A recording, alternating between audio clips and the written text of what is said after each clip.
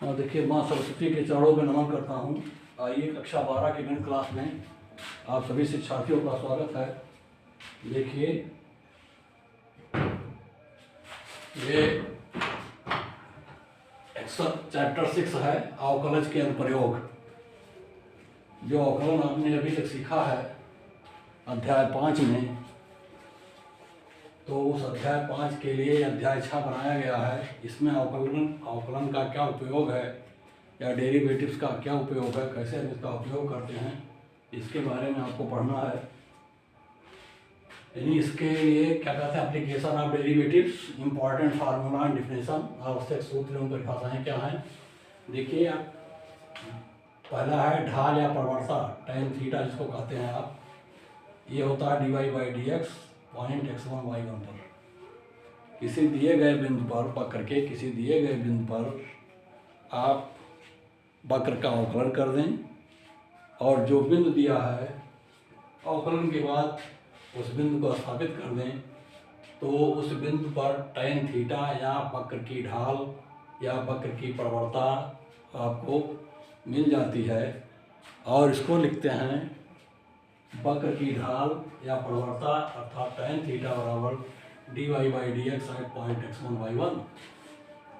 और इसी से हम स्पर्शी का समीकरण, उस बिंदु पर स्पर्शी का समीकरण भी निकालते हैं, टेंजेंट ऑफ द कर्व। दूसरा है टेंजेंट ऑफ द कर्व या स्पर्शी का समीकरण y-y1 equal to dy/dx at the point x y1 x-x1। और अविलंब का समीकरण, उस बिंदु पर अविलंब का समीकरण, वह रेखा जो उस बिंदु पर लंबवत हो अविलंब कहलाती है। वक्र के दिए गए बिंदु पर लंब हो अविलंब कहलाता है। तो अविलंब का समीकरण होता है y-y1 dy/dx at the point x1 y1 equal to -x-x1। देखिए, थोड़ा सा अंतर है, dy/dx इधर आ गया है,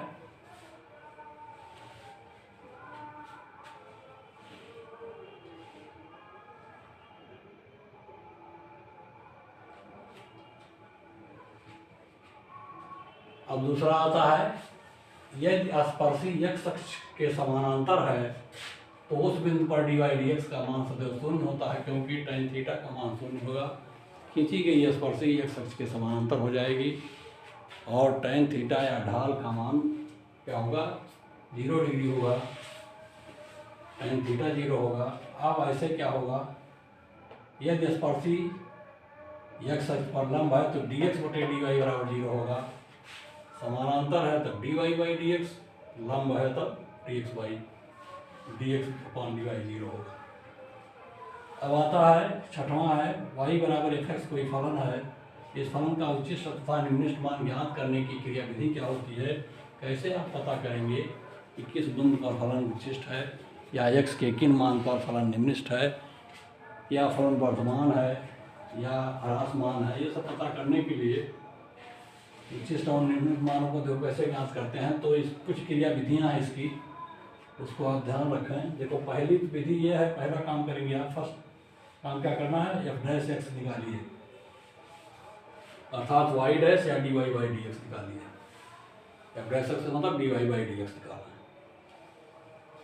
या y' निकालें या f'(x) निकालें, तीनों बातें कही हैं। दूसरा काम करते हैं, f'(x) बराबर 0 रखते हैं, 0 रखकर x का मान निकालते हैं। x के भिन्न भिन्न मान लीजिए a1 a2 a3 मान ज्ञात हो गए, 2-3 मान। अगर जय घात का समीकरण प्राप्त होगा f'(x), उतने मान x के मिलेंगे आपको।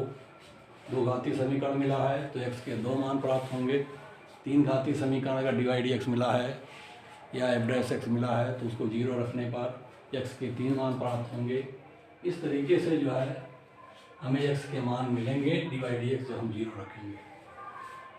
अब क्या करते हैं, तीसरे पद में क्या करते हैं, f'(x) या d²y/dx² निकालते हैं, और a1 a2 a3 पर f'(x) का मान ज्ञात करते हैं। ऐसे में क्या होता है, यदि f'(x) का मान धनात्मक है अर्थात f'(x) ग्रेटर देन 0 है, अर्थात d²y/dx² अगर धनात्मक है या 0 से बड़ा है, तो x के उस मान पर फलन निर्दिष्ट हो गया। देखिए पता चल गया x के उस मान पर फलन क्या होगा, निर्दिष्ट होगा। लेकिन यदि f डबल डैश x का मान ऋणात्मक है, धनात्मक नहीं है, यानी f double dash x less than 0 है, तो x के उस मान पर फलन उच्चिष्ट है। ध्यान दीजिए, धनात्मक पर निम्नलिखित और ऋणात्मक पर उच्चिष्ट अर्थात विलोमान विरोधाभासी है। फलन का मान निकालने के लिए हम d²y/dx² का विरोधाभासी होना देखते हैं। ठीक है, उच्चिष्ट है।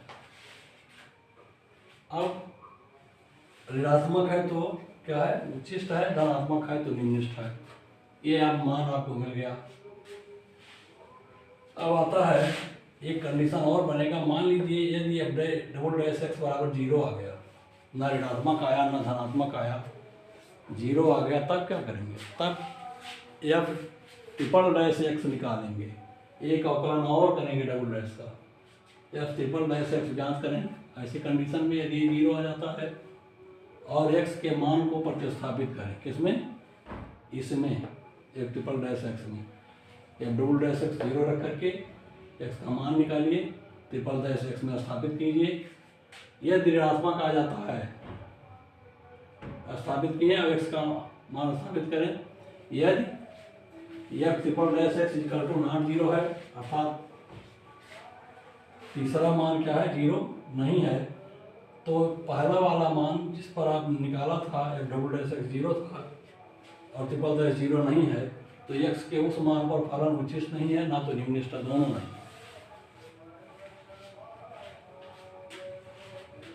लेकिन यदि f ट्रिपल डैश x भी 0 हो जाता है, ये देखिए ये कंडीशन हो गया, तब f फोर्थ डैश x निकालेंगे, अर्थात d4y/dx⁴ निकालेंगे।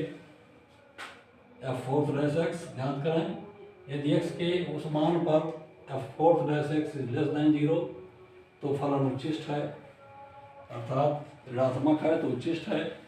और f fourth dash x greater than 0 है तो धनात्मक है, तो फलन निम्निष्ठ है। फिर वही धनात्मक ऋणात्मक पर हम आगे पहुँच गए। ये f डैश 4x बराबर फिर 0 हो गया, तब उत्तरोत्तर यह फिफ्थ डैश x निकालेंगे। ऐसे क्रिया अग्रसर करते हुए f x का धनात्मक या ऋणात्मक मान प्राप्त करके ही हम फलन के उच्चिष्ट और निम्निष्ठ मान का निर्धारण करते हैं। ये स्थितियाँ उत्तरोत्तर इस क्रिया को आगे बढ़ाते हैं, जैसे ऊपर किया गया क्रिया उसे उत्तरोत्तर आगे बढ़ाते जाएंगे और उच्चिष्ट और निम्निष्ठ मान का निर्धारण करते हैं। वैसे आप लोगों के कोर्स में d²y/dx² तक ही मान निकालने पड़ेंगे, क्योंकि इससे बड़ी क्रिया करनी नहीं पड़ती है। चलिए, यह है आपका कुछ सूत्र, कुछ निकालने के तरीके हैं।